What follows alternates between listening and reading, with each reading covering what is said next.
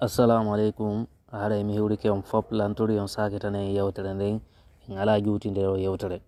ko mboɗo mon mi yi'i no sonkede fi muɗum ka réseaux sociaux ɗo oɗum mi ari yewtugol fi muɗum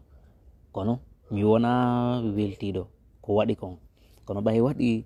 ha tongini en fo meɗen ko yewte en ɓay yewtama hande kadi en landota ko hay e goto en landota ko oɗa en landota ko kaari par ce que mo kala e maɓɓe yewti ko honnuno woni ko ɓe yewti ko honnu faala ɗen tigi andinde jamala guinaw piiji seeɗaji ko tawata no hani en fo meɗen ko ɓendini hakkille par ce que yiɗen andi sen ɓendinani hakkille muɗum hara no hulɓini ha feƴiri keerol donc mi torike on noon sakitane yewtere nden ka live meɗen ɗo mi torike on sakitane yewtere nden mi yewtere en ɗo piiji hakkille e faamu andi tagaɗo no duwa ɓendingol ɓernde mum nden hakkille mum dara ko fewndi kon waɗa ɗum noon donc hiɗo yimɓe fou kon wadde o campagne vulgarisation de la nouvelle constitution ko ɓe imposé ɗo waɗugol ka nder saare meɗen la Guinée en yi kadi ɗe balle wonde arde ɗo 30 wonɗo arde ɗo simi fayali ɓe waɗay ko inete kon Allemagne no gasa ɓe programme yewgol Allemagne waɗugol toon propagandiste on noon de vulgarisation no gasa o 30 o mois monɗe muɗum ɗo si Allah jaɓi kono noon hunde wotere ko faala ɓeyditan nde fi en andu moƴƴa no woodi sukaɓe ɓe CNRD wundi e muɗum ɓen ɓe anda ko lorla ɓe woni e muɗum hande kadi mi concentré notako e Mamadi Doumbouya mi concentré notako e ko wonɓe ɓen arde cukkolam ma cukko wonɓe ɓen darade lita contre dictature on wonɓe ɓen sakkade min ko ɓen hande kadi mi sakkoto fi honnu par ce que hande kadi guere on lanni kono ɓeɗo ɓe falaka yo guere on lanno enen e Mamadi Doumbouya ko fewnuɗen ɗo ni ko fewnuɗen ɗo wallahi probléme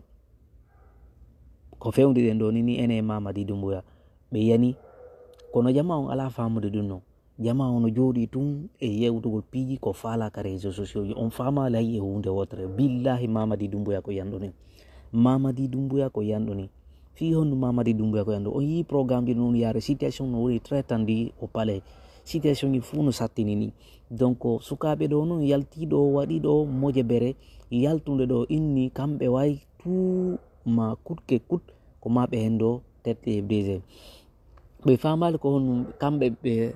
fi FDG ɓe famali ko fi honno no si ɗum noon feƴƴi en yewtay ɗo kadi toɓɓere nde mi yii ɗo makkanera kake no yewti ko tawata kanko yewtuɗo nde on noon yiɗen andi ko ɗum waɗi ha o yewtude si ɗum noon feƴƴi en yewtay ɗo kadi Kader monsieur Kader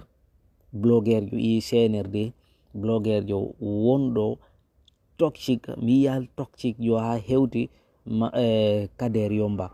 kono noon fi on num mi wolirani ko toxique jente yewtereji makko ɗin fof ko wowdirgol ko inata ɗon kanko wallahi makko billahi Mamadi Doumbouya eten bénédiction pour la Guinée oɗon mi andi kanko tigui ko feetuɗo ɓay o yewtinde yewtere ɗon kono miɗe tori jama on fof ɓendini hakkille ɓeɓe on ɗon hiide muɗum ɗo ɓeɓe on ɗon hiide hiɗo doga ɓawo muɗum ɗo ɓeɓe on ɗon hiiɗo kamɓe tigui hakkude mabɓe ɗo no huule mbuuɗi ala sonkoji no wodi hakkude mabɓe probléme ji molanaɗe no wondi hakkude mabɓe ni kono jama on anda ko minata jama on wota ɓe accu ko feƴƴata kon feƴƴinoraɓe wota ɓe accu ko feƴƴata kon feƴƴinoraɓe nini hande kadi hani hande kadi ko imma ɗen hara hande kadi enen e maɓɓe en gayni no gepi neeɓi kono ɓay jama on no mi hewti ko liɓate mbeɗo ɓiƴƴiɓe ha hewti ko fongo luttisi ɓe unoyto jama on no darade ɗo yinnugo acce mbeɗon wata en unoyɓe ko sifarin piiji ko ma ɓe unoyo ma ɓe unoyo Mamadi Doumbouya ko ma ɓe unoyo si ɗum ɗum feƴƴi anden hunde wotere ɓe wonaɓe ɗo yaltinede ɗo ko sakkitorum ɗo wola ɓe wowlino noon ko tawata ndeɓi ko ɓe fuɗɗi ɓe wowlino kamɓe donc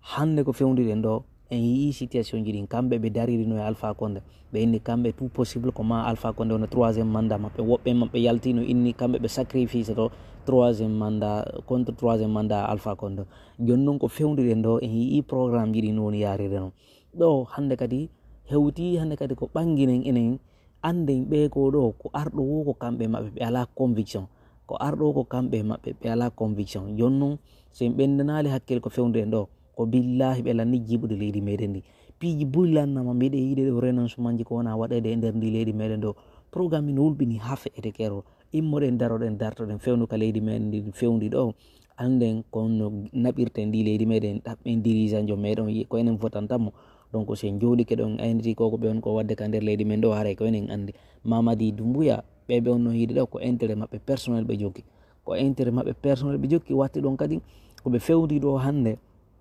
ko ɓe tortiri Guinée on hannde ko fewndi ɗo situation on woni très compliqué. Yo Allah dandu e bone ɓeɗo, yo Allah hawrine mi ara e live joni hakkilan 30 minutes après par ce que ɗo nini miɗa hewti tun